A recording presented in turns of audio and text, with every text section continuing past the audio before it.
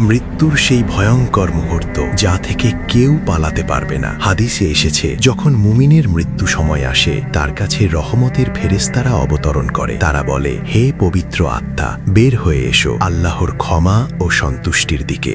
তখন তার রূহ বের হয় একদম সহজে, যেন পানির ফোঁটা পাত্র থেকে বের হয়ে আসে। তার থেকে বের হয় সুগন্ধ, যা দুনিয়ার সবচেয়ে উত্তম সুগন্ধ থেকেও সুন্দর। আর যখন পাপীর মৃত্যু সময় আসে তার কাছে আসে কঠোর ফেরেশতারা। তারা বলে, হে নাপাক আত্মা, বের হয়ে এসো আল্লাহর গজব ও শাস্তির দিকে।